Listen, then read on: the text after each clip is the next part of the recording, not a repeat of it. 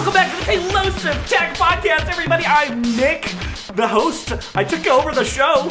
Drew is now having a seizure like I normally do. We're just switching roles because Randy's not here. And you know what that means? We had to get a guest. We couldn't book anyone important, so we found Mike in the alley. Mike's not important. Okay. Well, hello, Nick. Good morning to you. Good morning. Good morning, Cooper. Oh, I'm sorry. Hello. Hello. Yeah, now it's hello. Hello. Hello, welcome. Hello. We don't Well, say good morning welcome. anymore. Thank you for coming, even though you're What in if your he room. What if he decided to stop saying good morning because he's like, some people it's not the morning for them, so that's No. actually very time biased of us, you know. Well, time there zone are preference. 24 time zones in the world, so Tim, even when you were in Cupertino saying good morning, it wasn't morning. He should for just the say people all of them. over the seas. Good morning, good evening, and good afternoon to kinda all why- those watching. But That's what I if did I'm on watching it Tales at of night? Movie Review for a while. I was You just did? like, yeah, I said, and have a good evening, or morning, or day, or Yeah. whatever time it is. For those who don't know Mike, he's another friend of mine who bought my friendship, just like Nick. Oh, And ouch! And Somebody burn- Mike has many thoughts on the new Apple announcements that we didn't get to cover last week. And for those curious, Randy's not going to be available for a little while because he's very, very busy moving all of his belongings from one side of the country to the other side of the country. Drew, So last I checked, he was supposed to be a minimalist, so it should be as easy as finding like a small pickup truck and sticking all of his stuff in there. I don't know what's taking this guy so long, but he's so minimal he doesn't want to move with cars. He's actually going to try to walk it. oh, he's walking it. Okay, I just No wonder it's Randy in taking his barefoot. knapsack with his wheelbarrow. Okay, all right. That's what's happening. So, thanks for coming on, Mike. You are important, and we appreciate No, you I was for making 100% the joke, time. man. I love having you. Is this the part where we all start talking about our feelings? Nah. Yes, this is the. I have- I'm worried about the iMac. I am not worried about the iMac. I have a bone to pick with you, Drew, in terms of the Yes. iMac. Let's say Why that. you hating Let's- on it? Okay, You're just all right, like, let's this go for it. thing has Okay, the well- white frame. It don't look good. Its chin is too big like Thanos. Like, what's the deal, bud? You just said it. You just did That's it it. for me. That's it. Did you watch my video on it? Let me get that out of the way. I watched it Yeah. at 2x speed because I couldn't handle your full ranting Apple sheepness for the full duration of time. Yeah, I understand that lots of people do like it. I have accepted this now. And I have also accepted that no matter how hard I look at it or how many ways I try to justify it in my head, I can't like it. I really did try, though. I stared at it after recording the recap video for a long time. I'm just And I was imagining trying Drew to- on his iMac that has the chin and the bezel. I was like this. And he's just like, for like 2 hours. I was staring Louise at it. walks in and is like, hey, hon, do you want dinner? Yeah. And Drew's like, no, I'm staring at the iMac. It's like a 1,000-yard stare, of just like I showed it to World her War II vet. because I was very, very upset, and I showed it to her, and she was very off-put by it as well. She was like, why would they make it white on the and why does the chin so, you know, she did the exact same thing I did, and she wasn't, you know, interested in this market at all. And I'm seeking therapy about it because Okay, good. I can no longer. I've had a really hard time not thinking about it all week, and the more and more I think about it, the more and more I despise everything about it. So I think it's safe to say for me, I've surpassed the initial shock phase, as in like this Stages amount of of time grief. after stages of disgust. Stop Whatever it it. is. Get help. Like after the Cybertruck came out, by this amount of time, I had fallen in love with it. Okay. So we're past the whole like, oh, you get used to it or it grows on you. For me, at least, I know many people like it. I see many people saying they enjoy it. But also, it's very split from what I can see. Also, can everyone stop saying I'm in the middle? Everybody says they either love it or hate it. I'm somewhere in the middle. I've heard like 80 people say that, and they all think they're the only person. You're not the only person, okay? When a design is divisive, that's usually what happens. You get all ranges of opinion on You the don't just get spectrum. one Like, opinion? What? No way. Normally, when everyone says you either love it or you hate it, I can instantly think of like 5 people that don't love it or hate it. It's like So, Drew, a bunch of people down the middle. You showed the iMac to Louise. I showed the iMac to my grandpa. My grandpa was... I watched that. You did? Okay, cool. Not supposed to be a plug, but I guess it is now. Anyway, my grandpa... We're just plugging everything at this point. Loved it. You just should have posted it on your main channel. I almost did. I don't really know what I'm doing this main channel, and I didn't want to like screw it all up. Congratulations, Nick. Can we applaud Nick for a second? So he's stressful. monetized. It's amazing. As of right now, His video's 2,000 doing subs. fantastic. I don't know how this happened, but anyway, I do. I He posted a video. You just posted. I just got a whole bunch of video. subscribers somehow. That's all I did. Just posted one. I don't know what to video, do with all these subscribers. I don't know. Anyway, I'm it's so very excited stressful. for Nick. That's Yeah. all I'm saying. I appreciate I'm that, excited Drew. for the Thank you, Cybertruck, and too. thank you, Mike. Randy, you weren't here to congratulate me, so I guess Randy never congratulated me on the record. So we'll write that down on dare the book of reasons why Nick and Randy are actually not friends, and we really do hate each other. You showed it to your grandpa, and it seemed my like he grandpa, liked it. yeah, he didn't mind it. He said he liked it, and I haven't heard him complain about it. He didn't really understand about like why the chin and the white bezels were a problem. I even kind of tried to explain it to him, like, hey, this is a white bezel, more distracting when you're looking at darker content, and it didn't really seem to faze him. He was just more impressed that they got the computer that thin. And he was also looking for his CD drive, so I'm like, sorry, that ship sailed a couple years ago. I watched the video. I thought Grampy was not... he's one of those people in the middle for me, because he didn't seem in love with it either, based on... Yeah. He was just kind of like, It's like, that's a computer, I guess. What is a computer? He wasn't... I don't know what exactly he was thinking, but I interpreted it as, that's how I saw the viewer, and that's probably what most people are going to look at it thinking. People, I guess that's something I wanted to talk a bit more about. Was I feel like the 24-inch iMac market is niche and kind of dated now.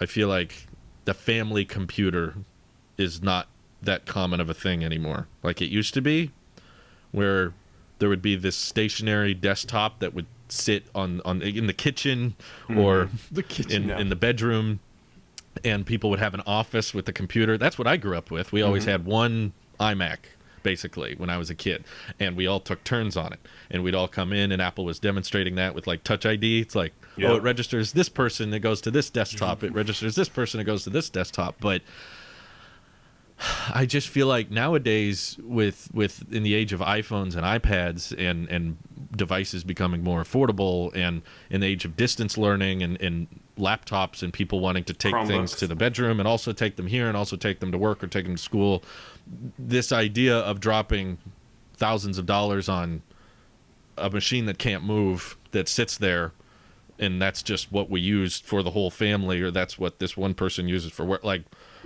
I feel like that's not as common a thing anymore. It doesn't, like, that market's not what it used to be. And people would, in my opinion, I would much rather recommend someone either a MacBook Air, which has the same chip, still has Touch ID, it's still plug and play, except now you can take it with you.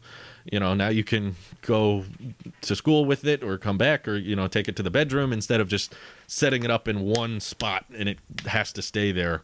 I feel like that the desktop market as a whole is a lot smaller than it used to be because of how mobile things have gotten. And that's, why Randy's getting a MacBook Pro as well. Because he was like, I want that versatility of taking it with me. And for me, the people who do need desktops are those who are looking for, a bit extra power, or for, more value. They don't need it to be portable. That's why I got the iMac I have, is it's like, I don't need this to move around with me, but I want to get a lot of performance for what I'm paying. Whereas this doesn't seem to be much more performance than those other laptops. It's the same chip, and it's the same I/O almost. So even if we're ignoring the design, because I've harped on that to death already, I know, the market itself to me is a little distorted. It's kind of like a weird you're wrong for me right now. Here's 3 reasons why. Number 1, education. Education, libraries, these iMacs are very popular among that demographic. The computer lab and the standard library setup, they always have a sea of Windows computers, right? But they always have to Yeah. have 3 or 4 Macs because everyone at some point needs a Mac in their life. And those Macs traditionally have always been the 21.5-inch iMac because it's an all-in-one. They can put the wired keyboard and a wired mouse there, and it all just works and it's right there. And it has this really nice Ethernet cable that they can network up to their entire institutional network. And this iMac really fits well in that hole. Because you can network it up with that cool power brick adapter cable, and it'll look all nice and minimal and clean. I'm all in support of that. But it's still that cheaper. It's $149 on the education store, and I'm sure if you're an institution, you get an even bigger discount on that. So these are fairly affordable Macs that can be put in at scale into computer labs across the country.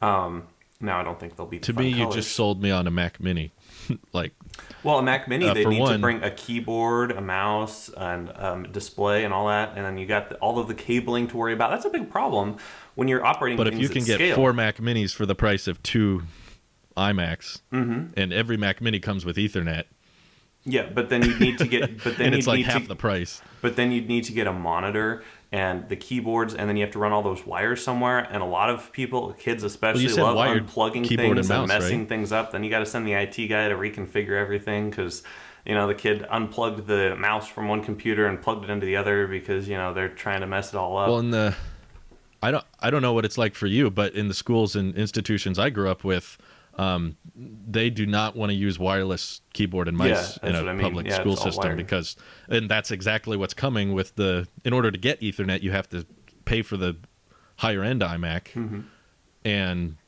that one's going to come with Touch ID and the keyboard and the mouse, which I guess they just put aside. Like, oh, okay, we're not going to use those. We got to use the wired one. If you're going to provide your own keyboard and mouse anyway, because you're worried about kids taking the mouse and putting it in their pocket or whatever. That was one of the biggest concerns in my high school growing up. They were like, no, we can't have wireless mice.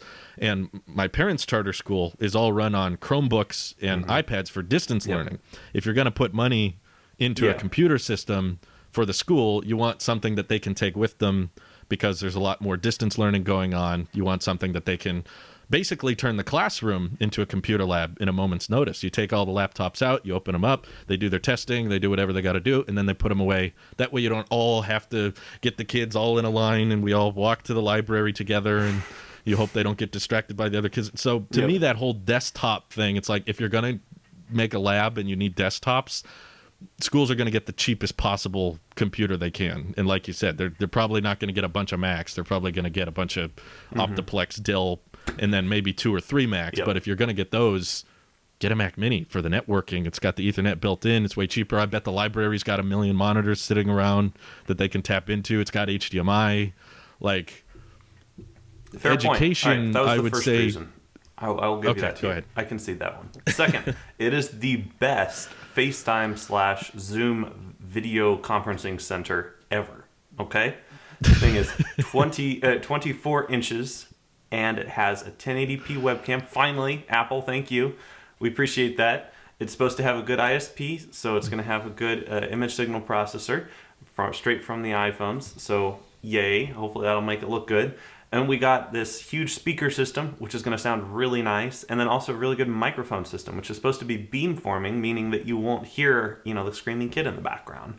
So that has a really big use case for a lot of these either professionals working from home or people who have students distance learning, who are, and hopefully we're not going to be so reliant on Zoom going forward over the summer. Please make this thing over. But we've kind of established as a society that it's important and kind of like a fundamental human necessity, basic utility, to have a good enough internet connection to be able to do Zoom calls.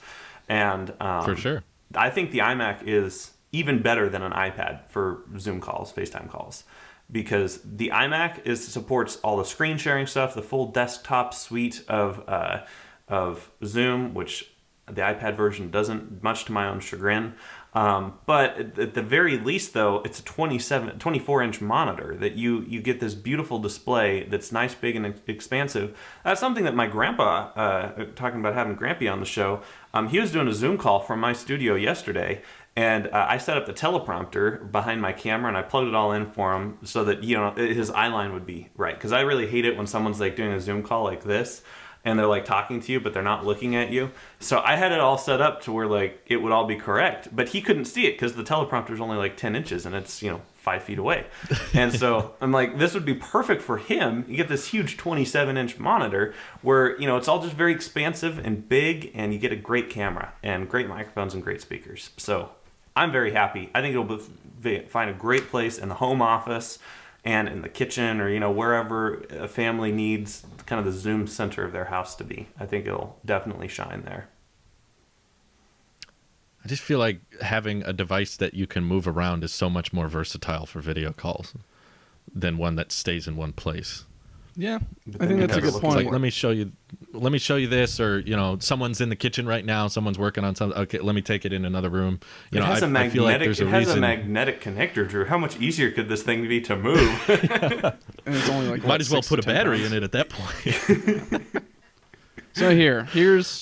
So Drew, you mentioned earlier you talked to a bunch of people in your life, and pretty much everyone hates it. Nick said that he's talked to his grandpa and a few other people, and they say it's fine to me. I talked to my mom, who was one of those early adopters of the first iMac, the colored iMacs. She wanted to get the blue one and ended up getting the gray just because that's what we had growing up. The gray had a better system in it, or it had a faster system because she always wanted to go for the faster system. She was very tech savvy, at least when I was young. Yeah. And I got to grow up with it, and I thought the office style computer was fantastic. Because, it's maybe not too portable. I mean, at least for the original one, it had a handle on it, so you can move it around on this one. Yeah. It's thinner and lighter. Even the Macintosh had a handle. Mm-hmm. But, you can move it around easily. And especially with this new one being very lightweight, you could kind of say it's portable. Kind of like the point that Nick pointed out that it's got a magnetic cord on the back that's easily unpluggable. And since it's so light, you can move it around. So I wouldn't say necessarily, it's not the most fold and go, put in your backpack and go. It's not as easy as a iPad or a Mac Mini. I'd like to see that big backpack. Carry it around. I think just the size carry it to my makes it coffee awkward. shop. I'm just going to do internet stuff from there. Apple Pay. Yeah. So I would agree that it's not necessarily like that in terms of education. At least in my experience here in the Bay, I've gone to 2 colleges here. I went to a community college and then I went to a university. Both of them had 2 or 3 different type of computer labs. It wasn't just Windows. They also had a Mac computer lab. Mm-hmm. And so there is my college did as well. If we're talking college, they got more money. Yeah. So I wouldn't say it's unfair to say, in a charter school with a bunch of kids, they kind of expect you to take out the Chromebook and type on it and then put it away. I think that's very nice and versatile in terms of turning a classroom into a computer lab. I think that's fantastic. But there is a use case / application for these iMacs, these iMacs to live in and service. It's not just everyone's moving to Zoom and distance learning, because I think from the trends that I'm seeing right now, at least with the pandemic, people are starting to come back to a little bit of normalcy with getting vaccinated and all that. So I wouldn't say that this complete move from stationary setups with iMacs to more Mac Mini / iPad is going to happen and it's going to stay that way. I think it's more of just ebb and flow in terms of where the market is going, what people's needs are, and what people want. I think with the iMac, I don't know, I'm actually a person who is considering getting one, surprisingly. Finally getting a Mac after, like 10 years or something like that. Or not even, I never technically bought a Mac computer. It was always my mom buying them, and I'm like, can't we get a Windows computer? And she's like, nah. But they were good anyways. Your mother and I would get along just fine. We need to have your mom Never on say the that show. again. Oh my gosh, Drew. Get your head out of the gutter. Oh, geez, Louise. But that's my wife you're talking about. about. What are you doing, Mike? That's Drew's wife. I just have a hard time understanding why not get a Mac Mini instead. So that's my question. Especially someone like you who has a monitor. I know you have a monitor on your desk already. Kind of. It's not really a monitor. It's a very old TV that's pretty dated at this point. I got it in 2012, 2013. It's the same age as my gaming laptop that is also dying. And it looks better than the iMac. in my opinion. Oh, It's wow. got Having seen no it. chin. It's got black bezels. It's got no chin. It looks Maybe I'll include not a picture too shabby, of it in my so opinion. that Nick can put it in the video or something. But That it's sounds nice, like but I extra want work. I want something new and fun, and this kind of return to the iMac lifestyle is something that is alluring to me. Kind of the days of yore when I was playing on my mom's iMac, and it was like, oh, this works. And with the M1 chip in there, I think it's a perfectly fine device. I don't think it would have been nice to have an M1X chip. I think it would have given it more power, but I agree. I don't think necessarily the pros would have outweighed the cons, right? Because if we're talking, if you're correct, Drew, in terms of like the market that it's servicing, it's not a crazy huge market. So why would that crazy huge market need a crazy performance chip when people are most likely going to wait it out for the iMac Pro or something like that? And that's when they unveiled the M1X chip. I think that's maybe a more logical pathway for Apple. Instead of putting an M1X chip in the iMac that has multiple different colors, very much seems like a consumer-focused product in terms of, hey, it's fun, hey, it's new. Look, you could get it in yellow. Like, who wants to get a computer? I mean, there's probably a whole bunch of people who probably want to get it in I yellow. was kind of looking at the yellow one. Oh, well, who wants yellow? Besides Nick. Green. Green? Well, to that point, I am kind of confused as well as to why they felt like they needed to put fans in this thing. If that's its market is kind of everyday consumer, this is going to be the great FaceTime machine. We know that the M1 can work very quickly and very reliably without fans at all. Like if you want to talk minimal or talk about design that doesn't need to be there and we want to make it thin and efficient, why not just make this a fanless iMac? I mean, they could brag about how it's silent. They could brag about how it, we can make the computer even smaller. How do you know it's not Throw it on the back. silent is my question, because I'm a proud owner of the PlayStation 5, and I can't hear it. Oh. Whenever I boot it on, I can't hear it. It is silent. Well, And to be fair, you're usually a bit further away from the PS5 than you would be a desktop. I'd agree, Fair. but But- still, it's pretty quiet. I would think adding fans to this is only increasing the capability of the M1 chip and making it a whole lot faster in terms of, I mean, Nick's kind Right. of touted it in terms of the Mac Mini, right? He clicks and gets to certain places and it's lightning quick, like unbelievably quick, and he's handling a whole bunch of what? Were you shaking your head? No, hold on. I totally No, I'm 100% agreeing with you. Like, Gotcha, I'm yeah. just, my mind I'm is being nodding. blown as I think about how fast this computer is. That's sitting in It's a cube, insane. by the way, that's on my desk. It's just like this beautiful, fast computer that just has one fan. And imagine it with two fans. Double the fanning power. Woo! I mean, I I get, just know it can work without one. And if your argument is like, well, we want it to be fast and we want it to be quick, and that's when I fall back to, so why would waiting for the M1X be such a bad thing? Because we're bumping up against both arguments, in my opinion. We're like saying, oh, it doesn't need M1X, this is for everyday people, but also we want the M1 to run really, really well because we want that performance and we want that power. I'm like, well, what are we going for? I believe it's going for optimization of a system, Drew, because yes, you could easily just tell the engineers at Apple, don't put fans in it. The M1 is working fine on a Mac Mini or anything else that doesn't need a fan necessarily.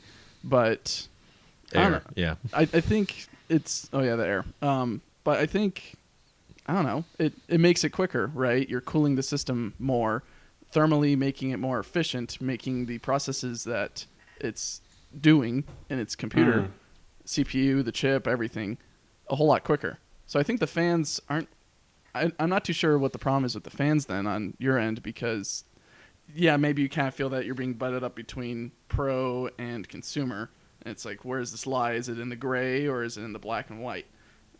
But I think, I don't know, I think they engineered a really good system in terms of performance for the average consumer, which sounds kind of weird in a way, but I think that's what they were going for, is trying to make a really fast, reliable, and enjoyable computer for offices and or people who are interested in an iMac, but not the pro variant that probably a lot of people are waiting for, and that thing's probably going to sell really well.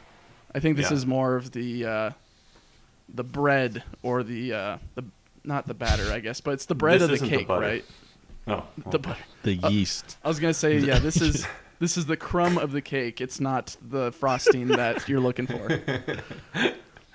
I see. I think just those differences in like, well, we want the M1 to be high performing, but also this is for everyday people who don't need all that performance. Like, it's those kind of budding ideas that also bug me about like keeping the headphone jack and putting it on the side, but not keeping the SD card slot, which was on the previous iMac.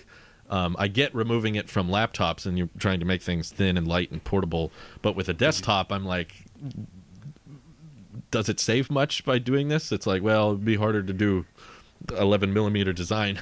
Like, that's the driving force with all the choices they made with this iMac was how do we get it to be 11 millimeters thin, which Drew, to me was the top priority across everything. You have forgotten why Apple makes iMacs. iMacs have always been about putting design over function. Always have No, the I agree. iMacs I have very always much agree. put form over function. Even back to the 1998 iMac G3, that thing got hot. I believe it had one fan that was kind of underpowered, and it was, it was all about the design, right? Even the 2003 iMac that people call the Sunflower iMac, that it has the fun little, half dome with all the computers inside of it. That thing was an average computer, but it was a really unique and individualistic design.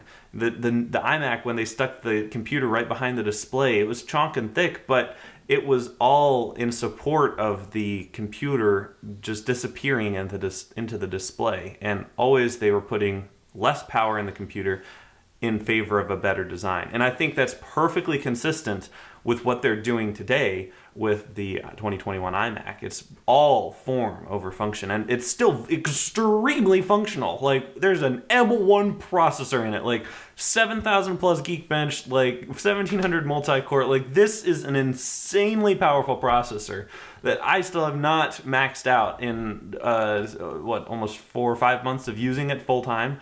And this is like insane performance that they've packed into such a beautiful design. And whenever I look at the side angle of the iMacs, it's just obvious what the next step is. Thinness. No.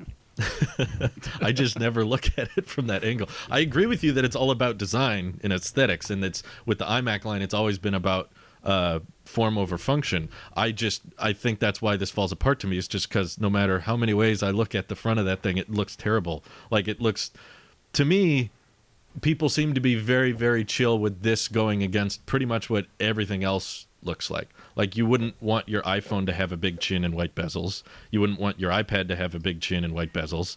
You wouldn't want your Model Y display to have a big chin at the bottom and white bezels. But with this, everyone's like, no, it's fine though. It's with everything else, we don't like it, but with this, it's okay.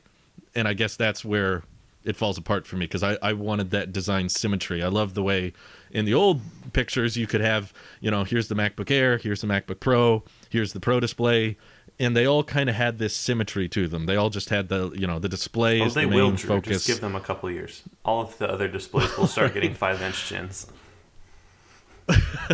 They've got to put chins back, on everything. baby. To me, 5-inch chins. whenever I see that iMac alongside all the other Macs, it sticks out. It doesn't look like it's the same design style. It looks like they went completely in an opposite direction. And Snazzy Labs actually brought up a good point, which is that when you're doing photo editing or color correction, the reason monitors don't have white bezels is because that throws off a lot of the white balance with the pictures you're looking at. Unless you're editing, when you have a border. Yeah, no. Sorry, Snazzy Labs, I saw that. No.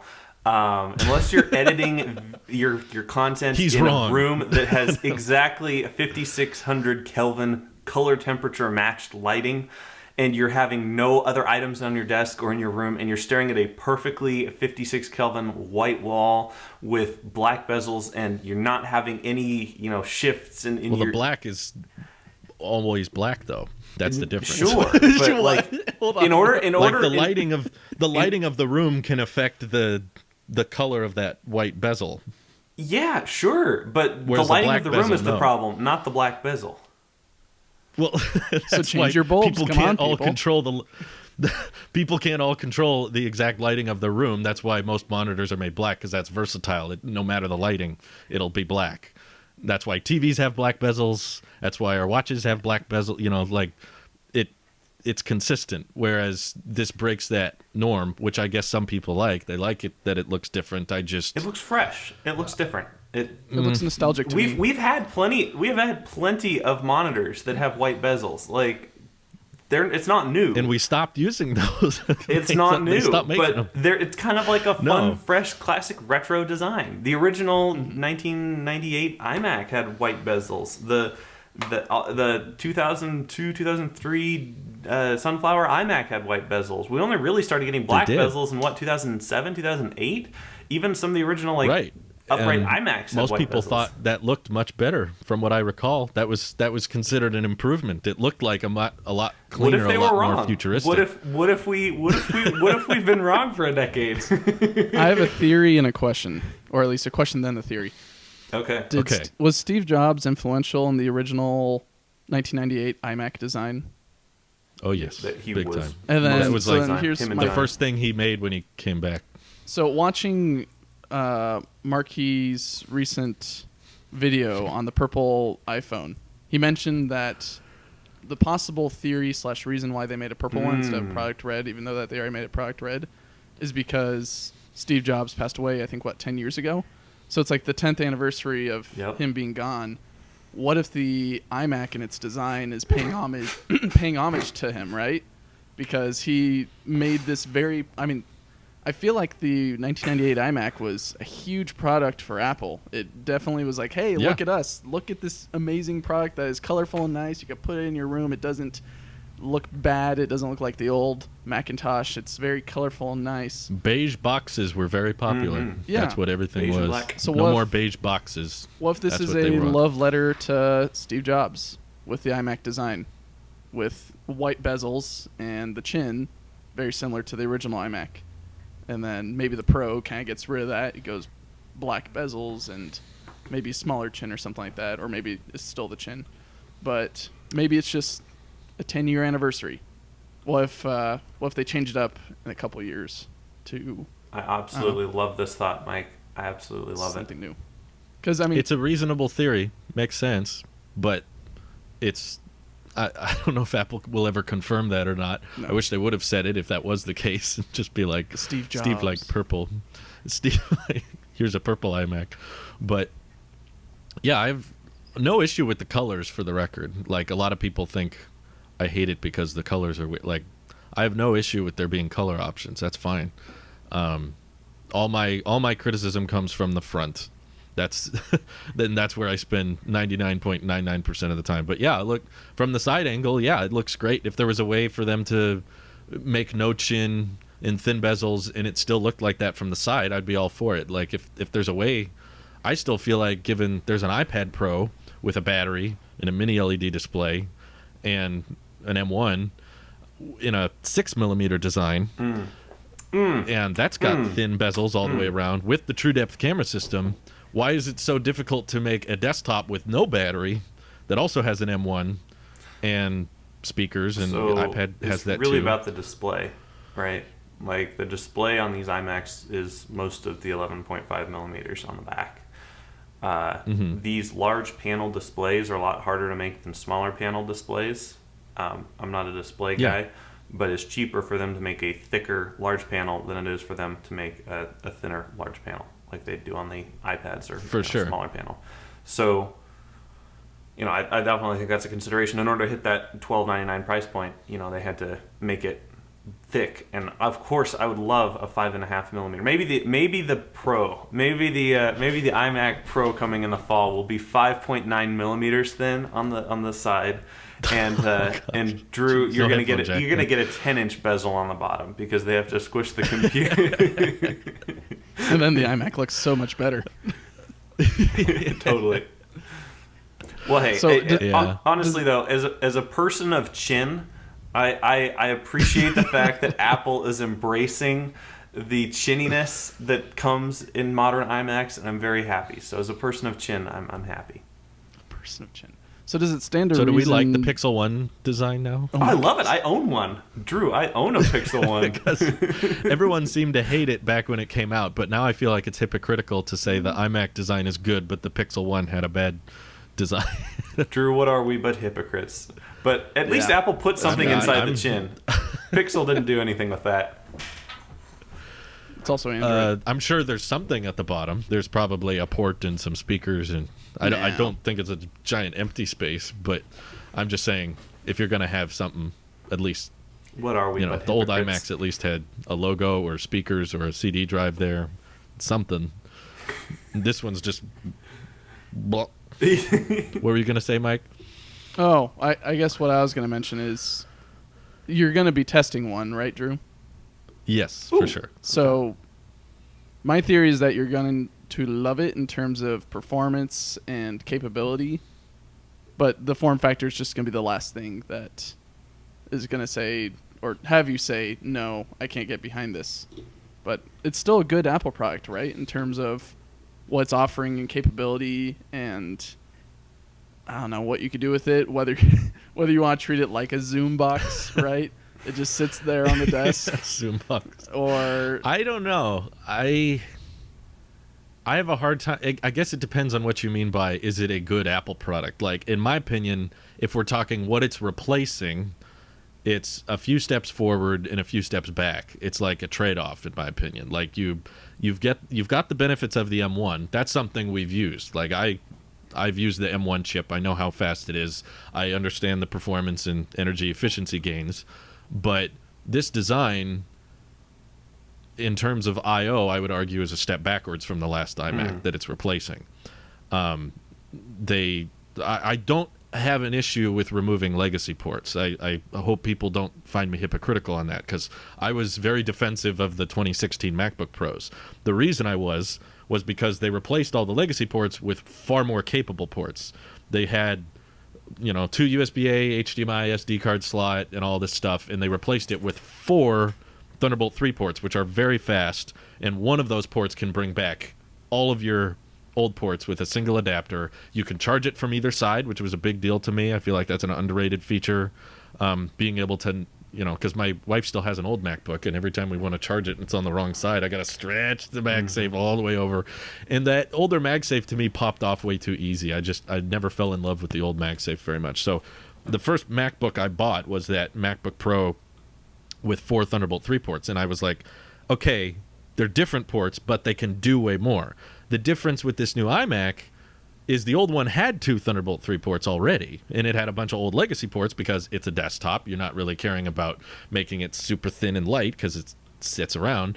Whereas this is like, well, we needed to make it thin and light because that would look cool. And so we're going to ditch all the legacy ports in favor of, on the base model, nothing. Just 2 USB, still 2 Thunderbolt 3 ports. And on the higher price models, an extra 2 slow speed USB-C ports, which is like, that doesn't really, given they're not full speed, it's kind of a downgrade in that opinion. If we're talking like everyday people, right? Drew. We're talking average consumers. They don't Let me care. finish. I'll let you finish. Everyday consumers like printers. They like thumb drives. You know, they like having their old dated I/O, which I'm kind of a futurist. I'm the kind of guy that would be fine if they replaced the new iMacs with 4 Thunderbolt 3 ports, you know, or just more USB-C to replace. As like, okay, this is now you can do more with this iMac than the last one in terms of I/O. They didn't really do that. And in terms of design, which is, of course, very subjective, I think that if you're trying to make the argument of you want an affordable iMac, right? You want something that's cheap, doesn't have to be super powerful, but it's good at doing, you know, FaceTime calls. It's good at doing basic tasks like web browsing and you know, covering the basics. The 21.5-inch iMac they were selling was fine with that. Like, I almost would have rather them not change the design, keep the old I/O, just slap an M1 in that older 21.5-inch iMac and keep the price lower. That way you don't have to retool all your manufacturing lines, and people can still have their SD card, they can still have their old USB ports, they can still have Ethernet. Like, if we're targeting the average consumer, I would say that would probably fit the market better. And in my personal opinion, I think the old iMac looked better because it had that iconic logo in the center, and it had the black bezels. I thought that was a cleaner look. Whereas this, yes, like it has an M1 chip and it will turn on and it will work, and you can do things with it. I understand that, but I'm just saying it does work. I will give it that. It does work. I agree that for many people who are fine with the design, this will work for them. It works better than Nicola's vehicles. Yes, exactly. But this is, to me, it was just like so much missed opportunity. There was so much more it could have been, and the direction they took it in was unnecessary to me. But if you love the design and people like it and you want to get it, I'm extremely happy for you, because I was hyped for this iMac for the longest time, and I wanted to love it, and I stared at it all day.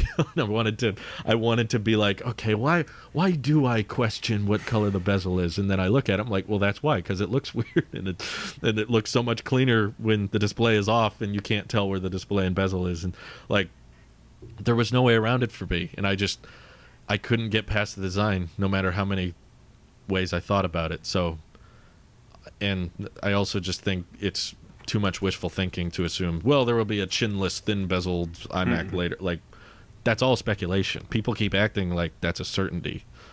That's, from what I'm hearing, that's not even what leakers are saying. And leakers usually say things long before they end up happening or never happen. And there's not even that many analysts or leakers saying, oh, yeah, there will be a chinless iMac later. It's just people just saying, oh, of course, there must be.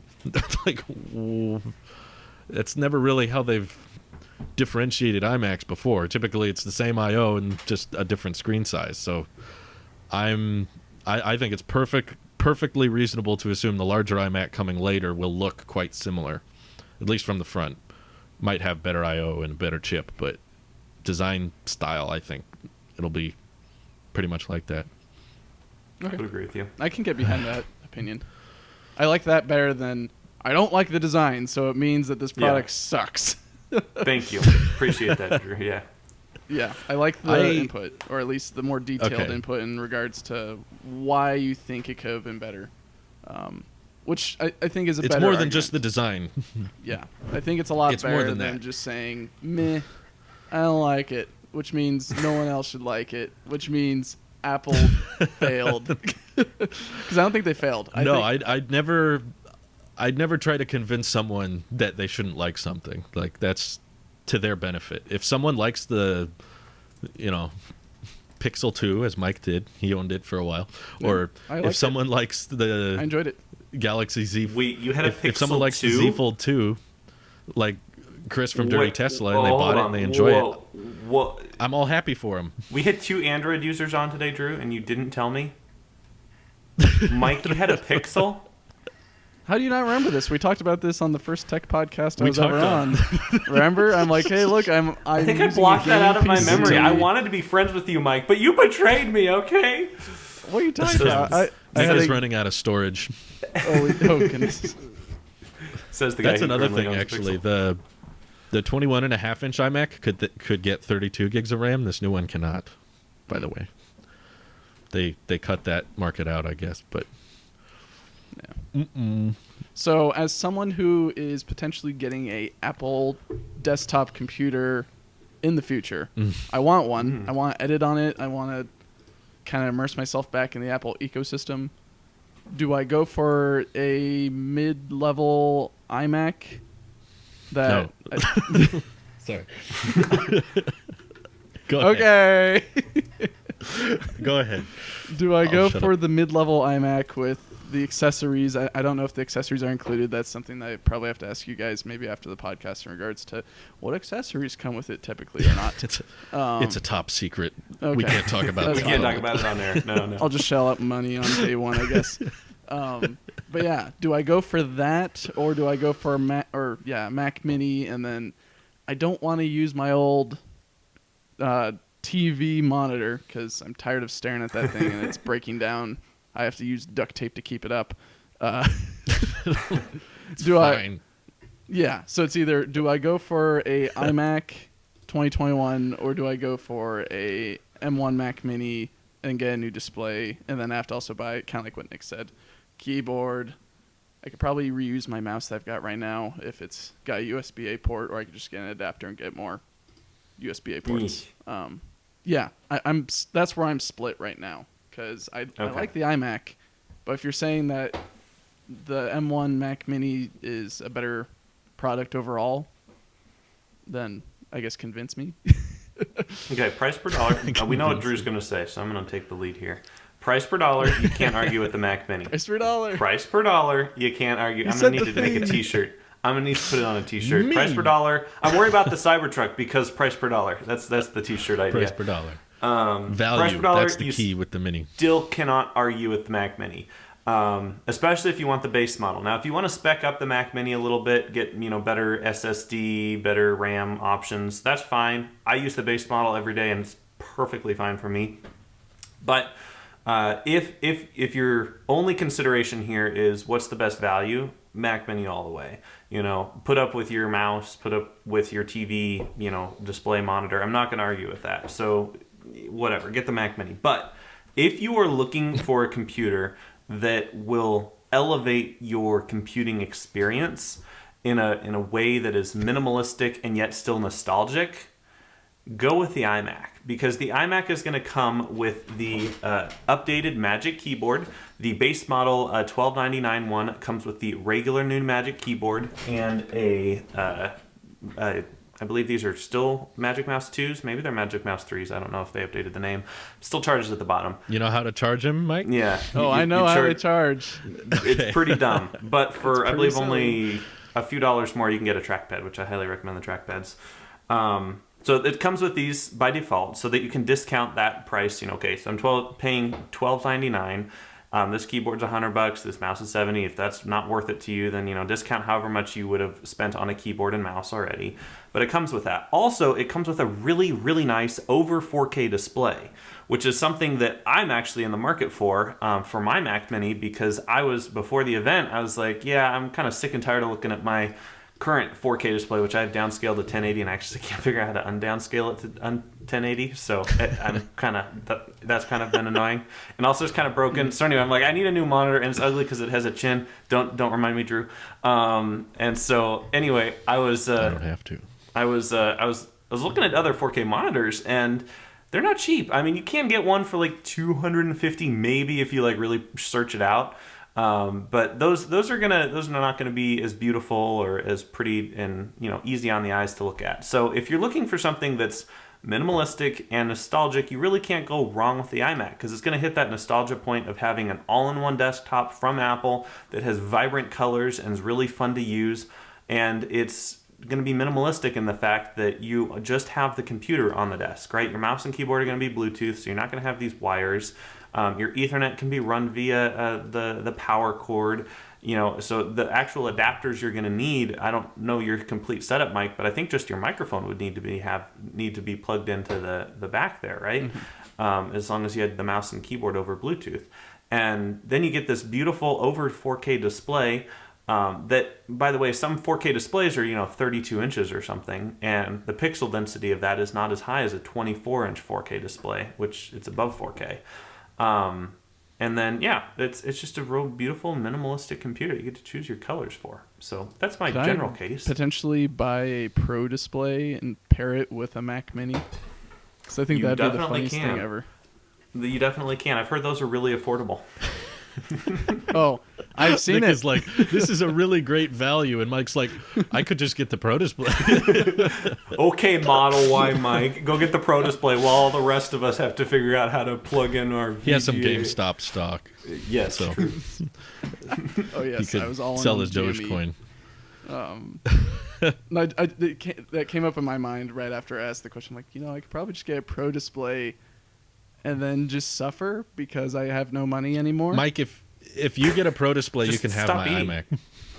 Oh God! I'll trade you. I'll trade you the Pro display for the iMac. And it comes with a keyboard. Ooh. Comes with the space gray. Comes with the... Dude, like, after seeing that Pro display with you in the Apple Store, I'm like, how affordable can I get one of those? It was beautiful. How do I enjoyed get my looking at it. hands? And the design on the back, even though it was really weird with like ice cream scoops of material out. ice cream. That's It what it was reminded so me of, because metal. it wasn't like someone just, I don't know. Anyways, it looks hilarious on the back. It looks fantastic on the front. And That's how I like it. I probably secretly fell in love with it while you were playing with it, and I was trying to talk to the Apple genius dude with no interest at all with us being there. What did he That not was want awkward. you guys That to was be the there? first. Well, this was What the was first it? Apple Store experience I've had in like 2 years now or something. Really? And because of the pandemic, well, Mike should tell the story. How we walked want in. me- They wouldn't let us be by ourselves, basically. Yeah, I guess long story short, we have an appointment. They take us to one of the desks, but then we see the Pro Display on the other side of the store. We're like, hey, can we go over there? And they're like, no, there's people No. there. You wait here. Your advisor will 1,000 no's for every yes. Your advisor will come and talk to you because we need to pair you with an advisor, Genius Bar guy. So he'll come to you first, and then you can ask him if he can. This take you over advisor there. was handing Mike an Apple Pencil. That's what the advisor was doing. Yeah, Wow. 'cause I was He picking gave up an him- Apple Pencil because my Surface has been dying, and I have an iPad. Oh, yes, so yes. I could just use OneNote on the iPad. Anyway, so I've halfway Death to converted already. Surface. I'm still using it right now, but yeah. So then, of course, I've seen the screen. guess what happens? Yeah, it's terrifying sometimes. The Genius Bar advisor dude who comes to get us goes to the Pro Display thinking that we're there. Someone told him, I guess, that we were going to go over there, even though they told us to stay where we were by the iPhones. And then we see him talking with some dude, and then like he's just like, "You're not Michael" or whatever. And then he looks over and I kind of like wave, and he comes over. He's like, "Are you Michael?" I'm like, "Yeah, can we go over there?" Like, I don't know. And then when we're there, he's kind of just like, "Are you interested in buying one?" And we're like, "No, we kind of just wanted to check it out." And he's like, "Okay, let me get your Apple Pen." And then, I bet they're used to that. Like 80 people look at it a day Yeah. and never buy it. Probably. and then Yeah. Drew was playing with it, and he was kind of just standing there awkwardly. And so I was trying to make small talk, and I truly The didn't. guy was just standing there with his arms crossed, basically. And My when I lunch go to an break Apple store, was I like supposed to be happening 5 minutes ago, guys. Come on. I like to look at when I see something new at an Apple store. I just kind of want to get to know it a bit. You know, I want to look He at it. I want caresses to bring it, up a few other licks windows. it, make sure that he has all I of was his fingers I was in the actually ports. afraid to touch it. I thought he was going to yell at me if I touched it or something because he was just so close and so quiet. And I was messing around with the brightness. I wanted to see how bright it could get and stuff. And I was just looking at it, and the whole time he was just, you know. So Mike was talking to him, trying to kill time, I guess. But I was hoping we could have just gotten more time to just mess around with it, bring up videos, and mess around with the settings. But that guy made me uncomfortable. Work on your Hope he doesn't customer watch service, these. people. Wow, good job, Tim. I know they're doing it for health reasons, but I wish they would just let you be sometimes, you know, just leave me alone. I mean, I think their But- process wasn't too flawed in regard to get people into the Apple Store because they still want people in there and looking at their products. Yeah. But at the That's same true. time, yeah, I think they could have done better in terms of, oh, you want to go look at the Pro Display? Okay, we can get you there in like 5 minutes or whatever. You'll No. be the first Yeah, one there, yeah. but for right now, let's put you with the iPhones instead of, Mm-hmm. we'll get you over there maybe at some point. Drew's like, We'll I already talk you- have the new iPhone. I want to see the Pro Display. Right. I had my Series 6 on in there, so Yeah. they probably were aware. They were like, okay, he knows, whatever. But Meanwhile, it took me like, I'm picking up a first gen pencil. yeah, the old Lightning Apple Pencil. It took me almost 2 years to finally see that thing after they unveiled it. It took a long time because my local store didn't have one, and Pro then the Display. pandemic happened. So, yeah, they didn't have a Pro Pandemics Display. often They were do not that at to every you. store. But the new iMac has made me really, really love the Pro Display. I will. So- now I can see what I want, and it's very clear. Drew. It's just I Let wouldn't me- pay $6,000 for it. Let me ask you a question. Do you think the 2010 design was better? Like with, I don't know, like older Apple, like... Like You the know. cinema display? Or just the Yeah, oh, iMac? yeah, kind of like the cinema display. Yeah. Like, it was like I black do. bezels. I- Didn't... Yeah, go ahead. I Wasn't don't there know an if iMac that I kinda mentioned looked it like on the the. cinema display? It was similar. The cinema display is basically an iMac without a chin. Okay. That's All right. what it is. The bezel is about the same thickness, but it has a little engraved silver Apple logo on the bottom. And I don't recall if I mentioned this on the podcast, but I felt it from the beginning. As soon as I bought that cinema display, I think I bought it in 2018 off Facebook for like $100. Someone was trying to get rid of it, and I was like, $100. So I got one, and when I set it up next to the iMac Pro, I thought it objectively looked cooler. Like the display took up more of the front. The face was very clean to have one size bezel all the way around. By the way, still had a great speaker system internally, which is why I get annoyed when people say there has to be a chin for speakers. I'm like, well, first of all, iPads, iPhones, you can make thin bezels with speakers. It's possible. The iMacs aren't even front-facing, so it's not like either way they're pointed away. But the cinema display, which I recently sold to my sister, just because I wasn't using it, has a tremendously good sound system. I'm sure it's not quite as good as the 24-inch iMac, but she was turning it up all the way, and she was just like, wow, this sounds awesome. Like, it packs a punch. It's not like a crappy little speaker in there, and it also has a built-in webcam. It gives you more I/O. It adds 3 USB-A ports to the back, and I love that monitor. And it was $1,000 new like 11 years ago, and it's sad to me that that design really hasn't been followed through on much since then, other than I guess the Pro Display. But it's so much, given the stand cost as much as that monitor, it's difficult to compare the two and say this is the replacement to the cinema display. It's like, I don't think anybody's buying this except YouTubers. So I think that's it makes me really, really wish I was gonna say I could get one. It's a little bit of my struggle as well with going either iMac or Mac Mini, because it's not just capability in terms of like performance and all that. I guess those are two different things. But it's more of a. So I've got the mic right here that I'm using, but I'm using the camera on my Surface. What do I use if I get the Mac Mini? I have to buy a camera then? Exactly. Or something like yeah, that? True. You need so to it's get like, okay, the iMac already has one. That's the more alluring thing right now.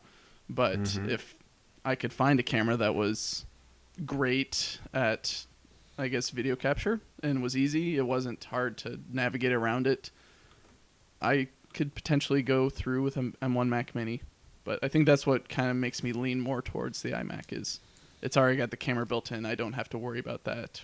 When we do recordings like this, I can easily just boop on the iMac, done. I don't have to kind of go around, find the camera, hit the play button, and then hope that the SD card isn't full, and then do the whole SD card thing. No. I would not recommend doing that all separately. No, OBS is awesome. Doing or it you all get through the OBS is the way famed to go. $12 Cam Link knockoff. Or the cam link. But you'd need a camera as well. Oh, true. To use with the. Or you get like a webcam. They have Yes, like pretty good webcams. Can you turn a GoPro into a webcam? I think so. I don't know. He has a GoPro. Yeah, Ooh. I mean you can. It's basically. It'd be kind of wide angle though. Yeah. It's wide angle, and then also Hold it really close. It's just your like your face. nose. It's like Your nose is like a fifth of the screen. welcome back. I would say, I guess, what you're paying, what a lot of your money, with the case of the iMac, is going towards is ease of setup, I suppose. It will come out of the box and plug in and start working very quickly and very easily. But if you're just going for value, you can get a very, very nice external webcam and a really nice monitor for a Mac Mini that would be far cheaper than the iMac. It's not And far you'd cheaper. still I just have did the your- math. Okay, so Well, it depends on what you spec with it. There's many different monitors to choose sure. from. So I'm saying $400 for a monitor. That sounds pretty fair for like a really nice 4K I can cut it monitor. in half. Okay, Look at sure. this. You can get a Don't cut the monitor in $200 half. monitor. Mike. Look at the bezels on this monitor I'm texting you. Are you not going to text it to me? Oh. How am I It's in the group chat. Oh, it is. Okay. Send it to both of There it you. is. Well, I haven't gotten Ew, yet. that thing's ugly. Yuck. Gross. I want Ew. something That that looks just like the That's Pro not display. 4K. It's not a 4K monitor, Drew. You can't make that comparison. I don't think Mike is going to notice that, to be honest with Okay, you. but I if know we're going Mike. to compare I've apples hung to out apples with him here, before. you got to compare the apples to the apples. That's Or the not apples bad. I'm just to the saying, iMacs. This doesn't look you're bad. prioritizing something that I don't think Mike will utilize. Or if this is Okay, well, meant for podcasts and like he's not recording stuff that's going to take advantage of that. Like I don't even feel like I take advantage of my 5K display, and I record in 4K regularly. And like I've never once heard Mike complain about the pixel density of his Model Y, and that's a 1080p display. Well, I mean, Because, it's you not know. my main computer, and I watch Netflix from time to time. But if anything, when I'm staring at that thing, it's either I'm driving and I'm glancing at it, and that's over a long period of time, or I'm playing. Was it the cat RPG game that is on the Tesla, and that's not really the highest definition game ever, and you don't need it. So I'd say for the Model Y, you don't really need the most high definition screen. It'd be nice, especially with like the Cybertruck animations and all that. That looks crisp and beautiful. But yeah, I don't think taking the Model Y is size screen. important for the monitor? So I think what I'm looking for is a dual screen. I mean, I could probably. Oh, you want two? Would you I do an kind of want two ultra-wide? screens. An ultra wide, maybe. I don't know. Then I would heavily encourage the Mac Mini in that case. Yeah. iMac is not going to be as good as a dual monitor setup because it doesn't have HDMI, and if you do want an additional monitor, it's going to take up one of only 2 Thunderbolt ports. Whereas Mac Mini, No, you could have. You can run it off a USB-C port. You don't need to use the Thunderbolt port for the video. You can't. You're not going to find a monitor that looks like that iMac, so you're going to have 2 different kind of borders next to each other. Whereas if you do a Mac Mini, you can have 2 identical screens. Welcome to the next to building each a other. PC / Mac setup Which- for Model Y Mike. Today we have Drew and Nick talking about which monitors and I would- computers Talking? Model No, Y we're Mike arguing. needs to go for. Having used a dual monitor with an iMac, it throws me off too much. Like Okay. I prefer having the same border on both if you're going to do a dual monitor. You just get 2 iMacs and put one into target display mode. They don't have that anymore. Oh, they don't? Unfortunately. Oh, no. Well, they haven't for a long time, but I did read that this 24-inch iMac definitely does not have it. Oh, bummer. Okay, well, never From mind. What I read. Don't do that. But Nick's just like, never mind, just go Like- for the Mac Mini. Yeah, no, honestly, if you Personally, want to do I- 2 monitors, I would recommend the Mac Mini as well. But yeah, I don't know if you need 2 monitors. Okay. I don't think he needs 4K, to be fair. I don't think Like- he does either, but if you're going to compare the price of a 1080p to the built-in 4K of the iMac, then that's kind of an unfair comparison. I get that it's somewhat unfair, but at the same time, it's like you're prioritizing it has to use this resolution. In which At case, least for the comparison, I it would make sense to compare apples to apples, and then after we're right, done but I don't comparing- know of a monitor that's 4.5K. I don't think No, that's okay, a thing. 4K is fine. Like, okay, those are about Okay. the same. Like, 4K and 4.5K, that's not super different. And at least they're in the same ballpark, right? Like, and, you know, I'm sure you can find one for $300 or something, maybe even $250. I found one for $250. But the bezels were kind of ugly, and the one that I was looking at was about $399 for a 4K monitor. I'm tempted to get the one I just texted you. I know, guys. I'm That looking looks at it too. I'm amazing. like, man, how did I not see this Buy me one? one. But it's only 1080. And You said it's disgusting. Again, humanity is hypocritical, Drew. That doesn't mean that we can't appreciate tech still. I just if the Mac Mini had an M1X or something, I'd be tempted to get that in this LG monitor I'm looking at with Why the are you so excited about the 2.5 millimeter M1X, bezel. Drew? Because I want Apple Silicon really, really bad, but Okay. the M1 is still slower than my iMac, so I can't justify getting an M1 Mac Mini now. So basically, the first Mac that comes out with an M1X, I'm going to be all over that one just so I can see the performance of it. And in my opinion, the 24-inch iMac would serve a much more obvious market if it was a performance gain. If it was like it's faster than the MacBook Air. Like that's what always separated the iMacs for me. It was like, okay, you're not getting a mobile device, you can't take it with you, but you're going to get way better performance now that you've bought a larger machine with a desktop. Now it's just like laptop, desktop, pretty much the same chip, and the laptop's cheaper now and mobile. So the reasons to get the desktop shrink a lot when they share the same chip for me. But yeah, I don't like external webcams either. That's a good point. I'll give you that. Having a built-in webcam is nice, although I don't use mine for these. I mean, we have cameras. So if you really want to commit long-term, Yeah. you probably end up getting a camera anyway that you could cam But link I would say, into the out Mac. of all of the webcams, I'd imagine the iMac is probably going to be the best. I know it's not 4K, but who streams webcams in 4K, actually? So I think a 1080p No one. webcam makes a lot of sense. I record our videos in 1080p because 4K doesn't make a ton of sense, just extra size.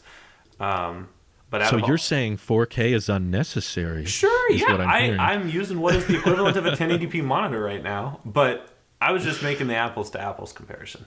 That's all I was doing. Yeah. I don't mind 1080. I don't really have anything against 1080p, but I think for what Mike is using it for, like I've always said on the record, if they made an iMac Pro with a lower resolution that was cheaper, I would have bought that one, just because I feel like Apple goes too overboard with the pixel densities on the desktops, because they gotta hit that desktops 218. you're not holding like a phone. A phone is pretty close to your face, whereas a desktop typically pretty decent distance away, to the point where you can hardly tell, unless you start doing the pixel peep thing where you're like, let me see. Oh yeah, you don't know how I use but my if you're just like computer, Drew. using it, like I think the monitor you got for your G4 Cube is probably fantastic. Like, you're not going to be using that thing worried about pixel density. You're just like, I've got a G4 Cube. Also It looks wanted to amazing. state for the record, maybe some of you are recommending I get a MacBook, but the thing is, I'm done with mobile devices. I've had my gaming laptop for years now, and it's basically... you should do a video with that. It's acted as a desktop for its whole life. It's never really acted as a laptop because the thing is huge and ridiculous. Yeah. It's an Asus something if anyone's interested. But I'll look that up. yeah, Asus something. Asus something. Asus something right here. Yeah, I've Very, had that, and very then nice. I've had two Surfaces. One that was given to my wife after I had it for like a year, and then she stole it 'cause she's like, I love it for note taking. And then I've had this Borrowed one it. that I currently have in front of me right now, and it's been great until recently where the screen's dying. But I'm just done with screens I have to carry around. Like, it's nice, it's convenient. I just want something a little more solid, because I was talking with my wife recently, and it dawned on me, and it probably dawned on her as well. Were you waiting for the dawn? Until the dawn. That came out today, didn't it? Oh my gosh. I've been so busy with podcasts since the moment I Sorry. woke up. That came out. He said dawn. I couldn't help it. Go ahead, Mike. Dawn of the Planet of the Apes at this point.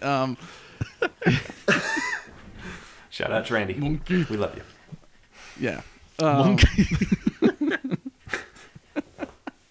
Yeah, how am I supposed to watch King Kong versus Godzilla on a not 4K display? No, what I was getting at is On your TV. On your internet connection. I'm just seeing in my future, I don't need a laptop in my life really anymore once I'm done with my education this summer. I don't need one. I think the cell phone works perfectly as a mobile computer. Like, it does so much. That's what I was learning or getting to with my wife, because That's most people, to be honest. she's sitting on the couch. She wanted to look something up, and she's like, do I get my Surface and look it up, or do I just get on my phone and swipe around? And it's maybe a little bit smaller. You don't see the full picture as well, but it works as a, let me just look that up quickly, in which that's, I think, all I need for this point forward after I'm done with my education. Is I don't need a laptop that I need to carry around or divert to, because I'm pretty sure my iPad might be neglected after a while, and also the Surface, because I'm not going to be going anywhere that I need something like a MacBook. Sure. So, sorry, I guess, long story short. I'm in that same boat for you. I'm not in the market for a MacBook. As cool as the new ones sound with mini LED and all that, I reviewed the M1 Air, and I was just like, I don't like having this thing with all the adapters going around the sides and unplug. Yeah, I want a desktop. Yeah, right there as well. So that's why I'm torn. I don't think, And I'm the complete maybe I'll give an opposite. update at some point. But yeah, it's very interesting in the circumstance I'm in, is whether you go for the iMac or you go for the Mac or the M1 Mac Mini. And it's the pros and cons of those. Like, you get a camera, like, it's almost like an all-in-one, like Nick said, with the iMac. Or you get the Mac Mini, which is maybe a little bit more portable, that you kind of has that portability factor that you can move it around and plug it into whatever. That's true. But Internal power supply. internal power supply has more legacy ports, and it's more adaptable, which is what I like. I like being able to adapt to different things. If for some reason the screen explodes in front of me for some reason, I can get a new screen. If you're on a budget and you don't want to commit too much, you could use the crappy little TV on your desk right now. But in the future, Kill it. if you want a better one, you can get a 24-inch 4K monitor for a pretty reasonable price, and it won't have white bezels. And then in the future, if you want, a 32-inch Pro display, you can just upgrade it to that. Whereas I feel like if you get an iMac, you're kind of set with that. And if you try to do an external monitor with an iMac, it's going to look off, and one's going to have white bezels, one's going to have black. It just, the design symmetry won't be there for me, at least. So that's why I'm Team Mac Mini. I'm not sure where Nic sits on this one, but yeah, knowing that Mike wants to do 2 monitors really did push me towards the Mac Mini at this point. I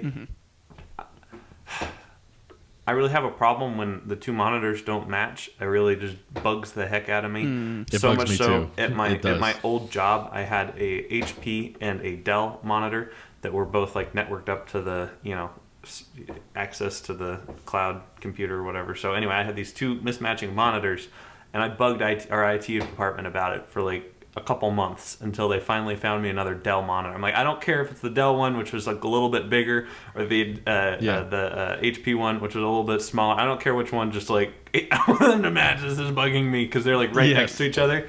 And I know a lot of people do like a primary display and then a secondary display, but I pretty much used like 2 primary displays as it was my workflow. I've since downgraded to just 1 monitor, but when I was realizing that this monitor, I was kind of done with my current monitor setup, I was looking for an ultra wide, because if you get a nice ultra wide that's pretty expensive, but it's basically 2 16:9 monitors right next to each other with like no bezel. And so like that's really interesting, because then I can have like all my windows on one side and then just like a huge extra long Final Cut project that is on the other side, and it would be very nice. So I was kind of looking at the ultra wide monitor simply because I like my things to match, and I want it to be as seamless and balanced as possible. Now that this iMac has come out, I'm probably going to be ditching this monitor setup and just going straight from the iMac, and then still using the Cube as a networked device and networking to that. So it's kind of changed. Do you plan on keeping the iMac?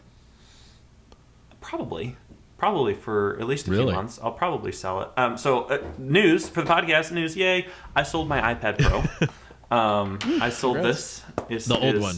The old 4th generation 1 terabyte LTE iPad Pro with a Magic Keyboard. I'm keeping the Apple Pencil because it's broken, and I don't have the heart to give someone a broken Apple Pencil. I'm keeping it because it's broken.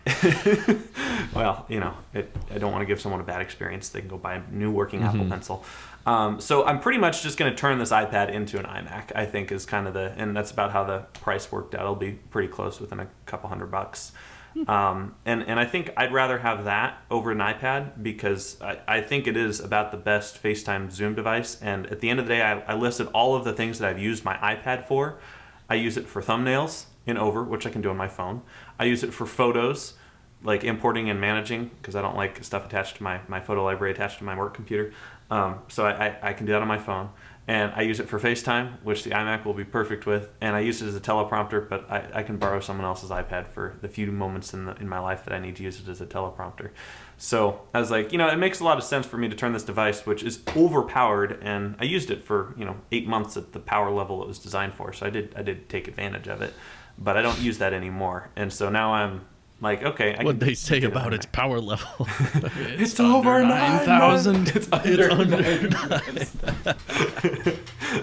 Yeah. Under. So but at the end of the day, I know when fall comes around, I'm going to want the 16-inch MacBook Pro. I already have that desire for portable, because I am so attached to this office. Like, it is kind of terrible. I'm up here editing things or working on a project, Cube One, or working on different things, and I feel like I'm just stuck in here. And there's so much stuff happening in other parts of the house and other parts of the property. It's like there's a beautiful sunset going on outside, but like my window doesn't have the sunset view, so I'm not able to see the sunset. I'm just like, I want to take this somewhere. And of course I do have the 12-inch MacBook, but that's about as useful for video editing as a toaster is. But I mean, it kind of is a toaster. Toaster. Yeah. That makes sense. I do need a toaster. Yeah. I'll have an iMac for a while. I'll probably get rid of it and upgrade to a 16-inch MacBook Pro at some point. But cool. Oh, gotcha. So this is a stopgap. Yeah, Mac. I wouldn't say stopgap, because my plethora of Mac Minis is currently working. There's nothing really wrong with it. So What It's color are just you going But for it's holding again, you Nick? over. What, Mike? What color are you thinking about getting? Oh, I don't know. This is the big question. Silver is the safe option, right? Like if I got silver, I know it's gonna match Go with for everything. fun. It'll match my phone. It'll match my cube. It'll match everything. I know silver's gonna match, but that's boring. And this is the first time in like decades that we've been able to have a premium Apple product in like colors. Premium Mac in colors. Like it's gold, silver, they don't count. Premium. Okay, whatever. Mac and colors. So I'm looking at either orange, green, or maybe blue. Although the blue one is going to be the most popular one, so I'd rather not get that one because everyone's going to have a blue one.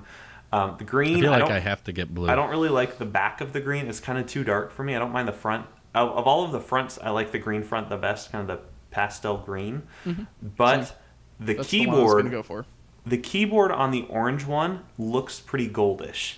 And I have a yellow wood desk, and I'm like, that would look really nice if I had like a kind of yellowy, goldish, orangey kind of a keyboard. That would look really clean. So I'm leaning towards orange right now. And the back of the orange one looks like the space shuttle tank. It's like very orange and like very vibrant orange. So Big orange like, tank. So That should be the color naming for it. Shuttle Space tank. shuttle orange. tank. Yeah, why have they go Shuttle for tank. like special names like they did originally in 1998? I know they had cranberry Give us and blueberry tangerine. and tangerine. Yeah, that would have been good. I kind of that's a missed opportunity. I would say that's a missed opportunity. Tangelo. I don't know. So Drew, They what just color seem are to you avoid leaning my towards? favorite. I feel like I just have to get blue because Blue, the okay. channel's all blue, Yeah, and I okay. have this whole blue aesthetic. So I feel like if I get everything else, people are just gonna You get get the red mad one. at me. If you're not going to keep it, it'll make you hate It's it not even red more. though. It's kind of pink. It's not called red, which is what annoys me. Like they intentionally avoided all my favorite colors. It feels like if it was product red on the chin, that would be better. But instead, it's like red on all the angles you don't look at it from. Mm-hmm. So I'm tempted to just get this iMac and then point it away from me on my desk, just so I can see the back. Just sits in the Because- corner all day. If I Drew just has cover a the mirror. front, it looks pretty beautiful. Like the idea of the iMac I/O being just all Type C, I like. It's a shame that, not all of them are Thunderbolt. That would have been much smarter in my opinion. But I can pretend. I could add the little Thunderbolt icon sticker over the Type C port, just so I think it would just make a good desk ornament. Here is a giant slab of metal with an Apple logo on it. Beautiful. Thank you. I don't need to see the front, though. Just keep the back on my side. And honestly, it's almost impossible to see it the way they show it on the website with the thin design. You have to have a very specific focal length to get it that clean. Mm-hmm. If you see it in person, you can see the edges as you do that, and it doesn't work as well. But my top picks were going to be either blue or silver. Ew. The silver one looks cleaner, Ew. and I would agree with that. I don't know. It's just It's boring, like though. asking me, what disease would you like? You know, it's, Wow. Wow. Okay. Wow. Do you want not a fan. If COVID you- or Ebola? Come on, Drew. You have to pick one. I got the vaccine. I'm good. Good. Nice. Nice. I'm full of holes, Lucky you. but I had to space it out between my psoriasis medication, so I'm just all over the place. I feel like Steve Rogers coming out of that little tube thing when he first got the injection. I'm just full of needles. But yeah, the white one at least looks a bit more neutral, I'd say. Like if you've been watching me for a while, you know I don't like muted colors. I don't like shades of things. I prefer, if you're gonna go red, go red. If you're gonna go blue, go all blue. I don't like hints of, it's like barely blue, barely green. Like I prefer like dark, very vibrant, noticeable colors, and all the chins are very muted and very like pastel looking colors, which is really just, it doesn't help the situation Just get a with my D-brand despise skin. of the design. Just put that on the front. Then if I don't get the D brand and I complain about it, they'll roast me on Twitter and tell me I'm a man child or something. You know, that's the whole shtick. Who isn't saying that on the internet these days? If it was that pink color with the product red on the front, I would be more tempted to get that one, I guess. But I don't know. Orange. Either way, I'm just like, why would it have been so hard to just make the old 21.5-inch iMac with colors? Just make that colorful. Wow. Reuse the assembly line. You really don't like this design. You would rather have the same design that we've had for the past 12 years. I think I would. I think that's, yeah. When I say it's a step backwards, that's what I mean. Is I feel like they could have kept it the same, and I probably would have still been upset if we never saw this. This design was never unveiled, and instead they just said the 21.5-inch iMac now has an M1 chip and comes in all these great colors. I'd be pretty sad too, because I'd be like, oh, I wanted a new one, but it would be less offensive to me, I think, on a personal level. Okay, personal. Okay. It would match with the lineup at least a bit better. Just a bit. But do you think what do you think the I/O will be on the larger size? Hopefully a USB-A. On the Pro one? I'm sorry, you cut out there for a minute for me, Drew. On the Sorry, like the 32-inch or whatever the Okay. bigger size is. Like I don't want USB-A. I just want more Thunderbolt. But I'm curious if you guys have theories on what the I/O will be on the big one. It's gonna have probably one USB-C port, and then nothing else. And the chin will be 10 inches instead of 5. So it's an iPad. Yes. It's a 32-inch iPad with a chin. One Type-C port. It's not even Thunderbolt. Oof. Ugh. Yeah, no. Yeah, I'm nervous. Yeah, maybe an Ethernet port. Now it's this makes me scared. Drew's worried can't about sleep. the iMac. If people end up being right, which I don't think they will, but if everyone ends up being right and the 32-inch one has no chin, no logo, and it's one thin black bezel all the way around, I'll be very, very happy. It won't change the way I feel about the 24-inch, but I'll be very happy.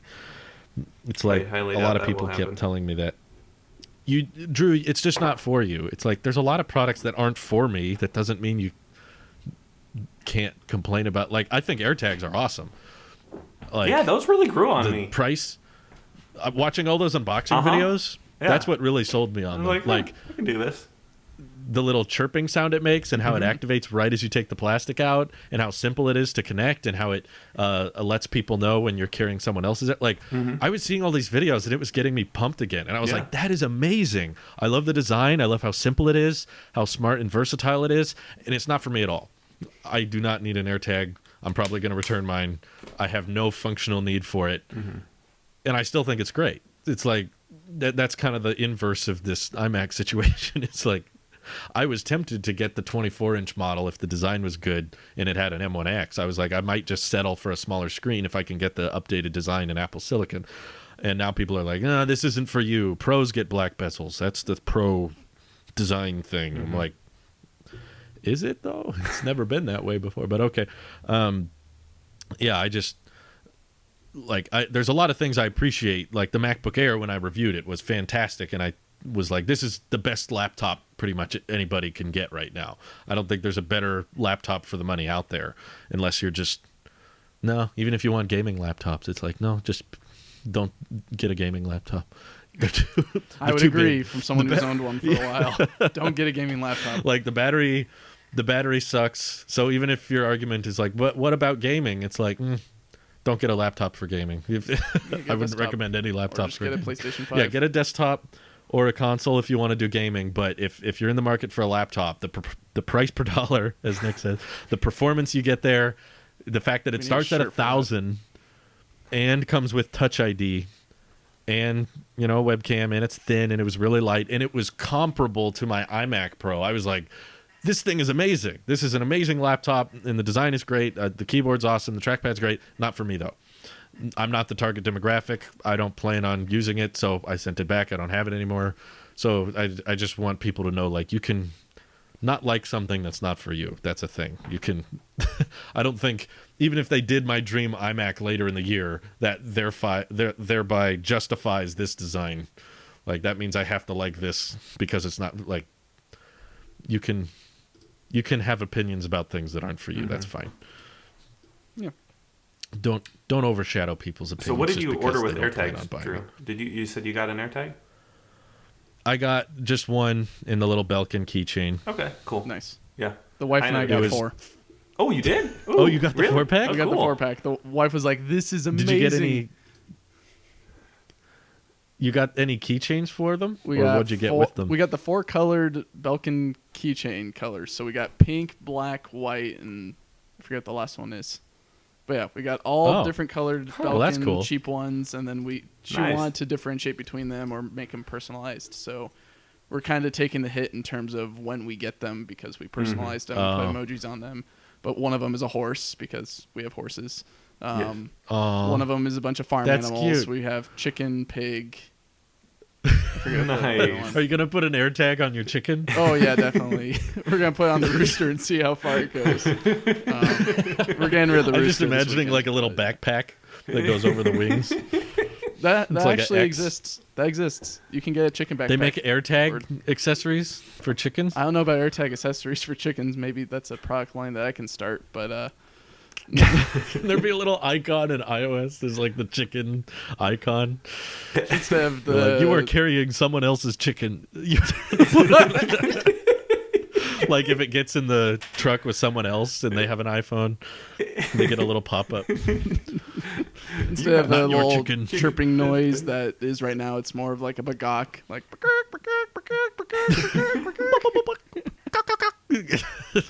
Yeah, so we got 4 of them because she loses her keys all the time, and she wants Really? something to. Okay. It's pretty funny because like a year or 2 ago, she's like, "I'm not gonna go for an Apple device again. I'm fine with the Pixel 2 or whatever." And now it's like complete 180. Like we've got AirTags, or we're getting AirTags. She has the iPhone 12, and she really likes the purple, but she's fine with her peachy salmon red, I guess. I wish they would have announced fixed red instead of purple. It's just red that's actually good. Actual red. Honestly. It's like the normal red. Yeah. But yeah, we got wouldn't 4 of mind them this. for the AirTags. We're gonna enjoy them. It's gonna be pretty fun. What are you putting them on? Keys? Is one going on the horse? That'd be nice, but I don't think we need one on the horse. I would say we'd put one on the horse if like the horse was in the pasture, because currently right now the horse doesn't go directly to the pasture. It stays in its barn / arena area. I see. And then Okay. because the pasture right now is full of grass, and we don't want her to Yes. get overly Don't wanna fat overeat. because horses love grass. I hate to tell you this. We fed her a couple blades. That's fine. You're going to get loves her her for that, high, then. Drew. Stop feeding the It was horse the only way. grass. It was the only way she would come close to us. Louise was trying to pet her, and she didn't want to come up to her. So then we got the grass, and she was like, Oh, She's a I'm sweetie. interested. I'm into this now. Allow me to introduce myself. I love that. Did you get any They- AirTags, Nick? Yeah, so yeah. I did. As just like Drew, I never lose anything. I really don't need one. But my keyring, How do you attach an AirTag to your will to live? 'Cause I lose that sometimes. No, I'm joking. Holy crap. Apple will have a $495 accessory just for you. Oh.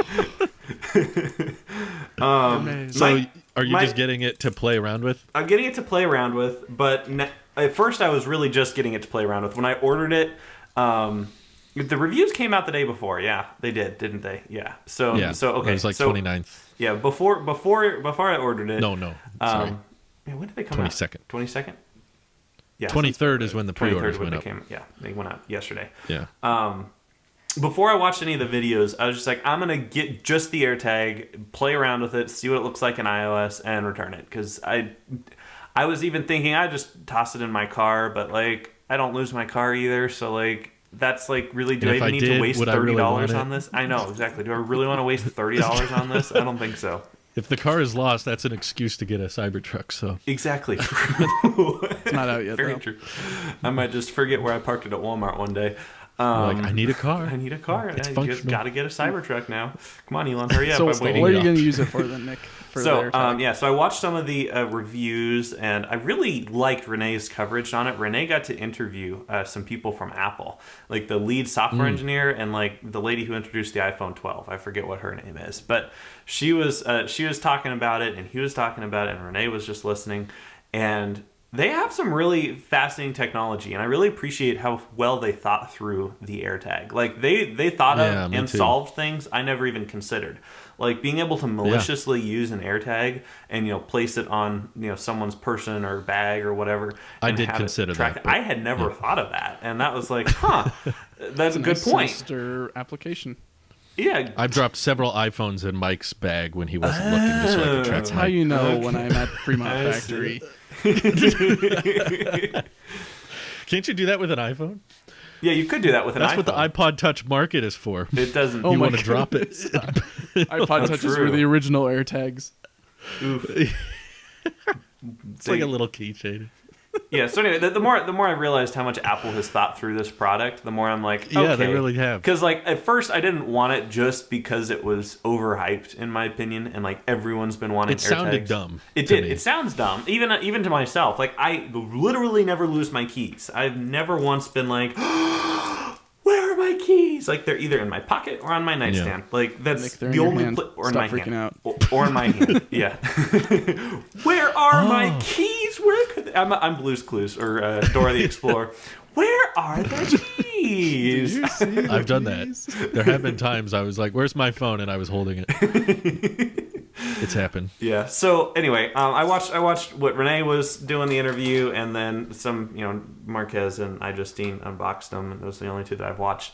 And I was like, okay, I can get on board with this. Like, I'll keep it for the $30. Like, I'll keep it, and we'll see how it does. Oh, so you're not returning it? I don't think I'm going to return it unless I hate it. I got 2 weeks to make up my mind. So with that in mind, I went ahead and bought an accessory for it, which, Drew, you're so right. Good point. The accessories are where they're making their money.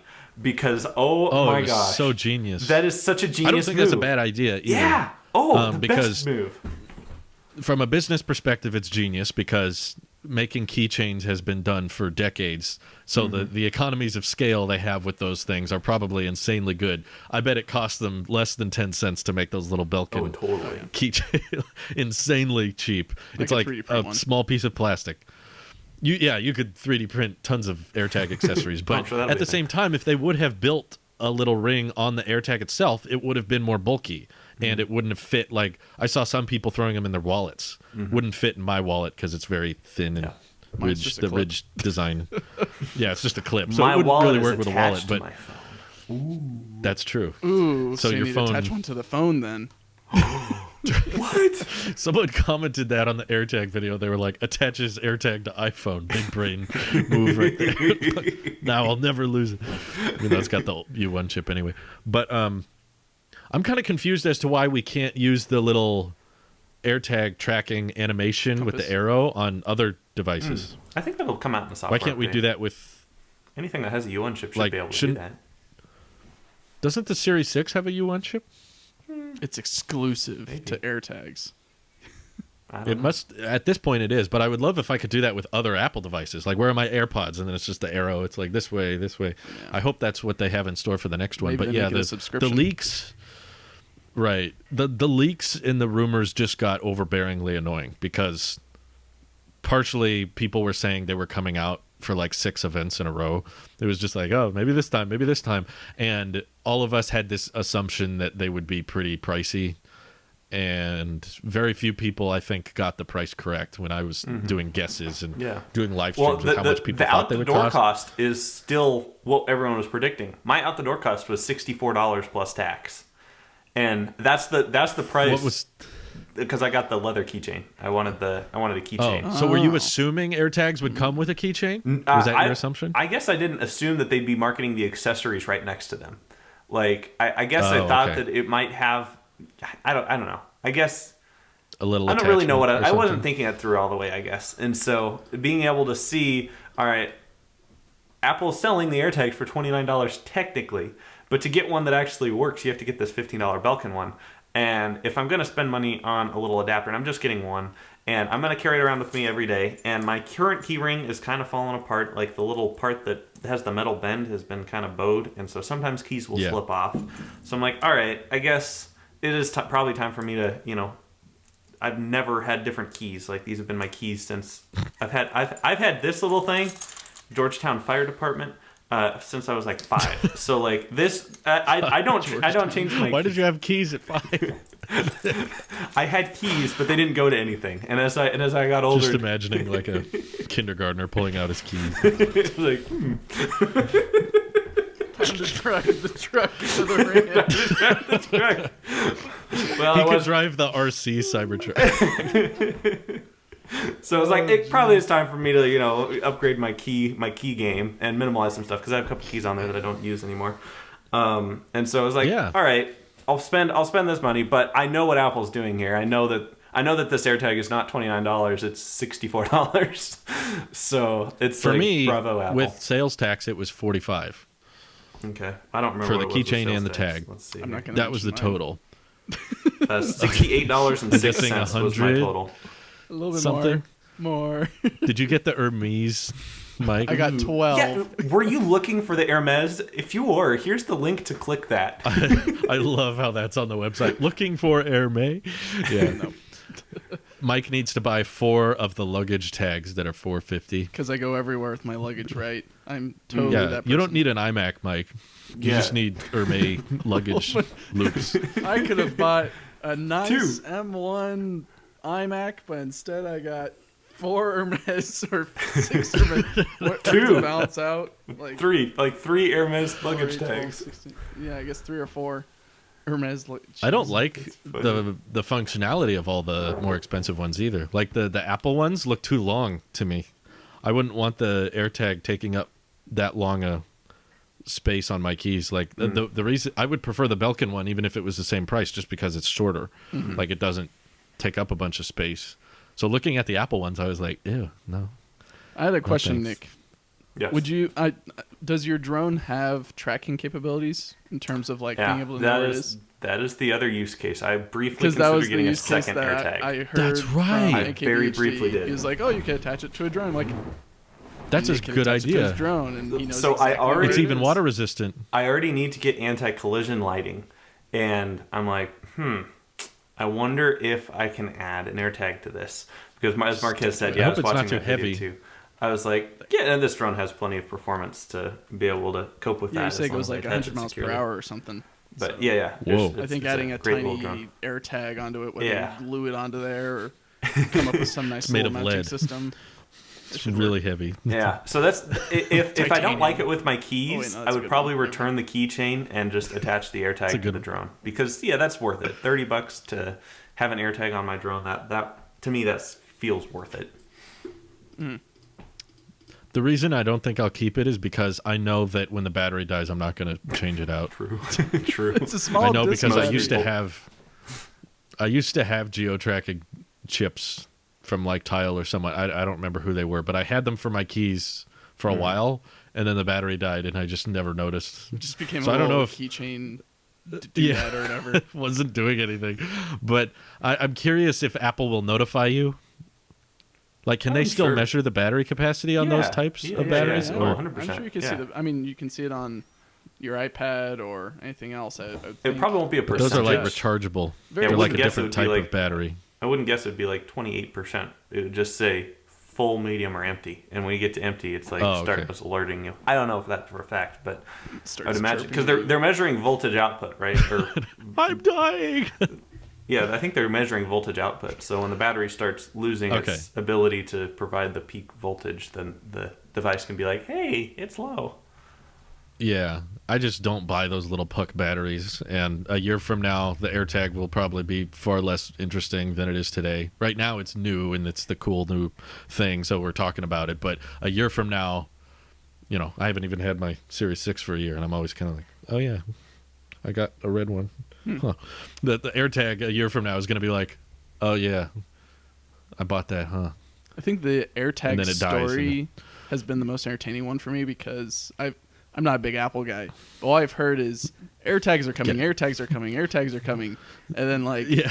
it was like maybe a few weeks before the event or something like that, and people were like, the AirTag's not coming. We're done with this thing. We're over. Like, it's okay. We don't care about it anymore. And then AirTags, and everyone's like, woo!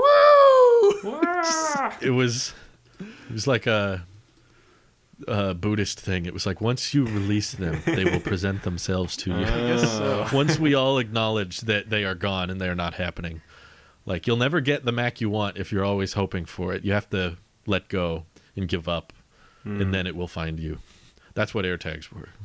As soon as we gave up on them, they came out. But most people seem very happy with the fact that they're upgradable. So they made the right call with that one. I don't see that many people complaining. Like, for a new product category that Apple's just now entering, this is kind of shocking how little controversy there is around. Everyone's kind of like, yeah, it's a good price. That's fair. Yeah. And then they seem to work really well. That's very seamless. That's nice. And Meanwhile, there's just not a lot of Teslas.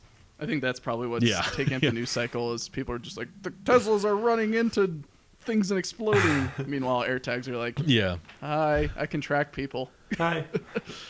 I should swallow my AirTag. That'll get you some clicks there, man. It's IP water. Though. Oh, you can IP67, track yourself. I don't think stomach acid beep, beep. qualifies. The AirTag, it's meant to track things, not people. Swallows tag. The AirTag is right here. Now it's moving here. It'll be a great science lesson for little first graders. You can be like, "This is where your food goes. See, you can do that with here a it line goes." Until someone surgically implants an AirTag in their body. Gosh, oh lordy. Someone did that with the Tesla key. Ooh, really? Ooh. Yeah. Ew. Gets a new car. Oops. Guess I need a new arm now. Replaces the arm. Oh well. Well, I this got a is lease outdated. on my arm. Lease on my arm. Stop. Give me a hand. But yeah. Anyway, I'm I'm the one who excited makes for the bad AirTags. jokes. Stop it, Drew. I am the one who makes the bad one. jokes. I am the one. I'll be worried about the iMac for the rest of the year now. Okay. Big one. Well, I'll be worried about the Yeah. Cybertruck. You can be worried about the iMac. If there's anyone What do I worry listening, about? I'm going to. Mike is like, my life is so great. What am I? Yeah. If anyone out there has a Pro Display XDR that they're willing to get rid of for $3,000, let me know. Tag me on Twitter. Reach out to me. I will be very interested. Anyway, Would you put that with thank an you for M1 coming back on, Mike.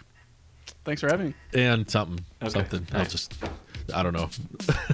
Thanks for watching, everybody, and we'll see you next week. Bye-bye. Bye-bye.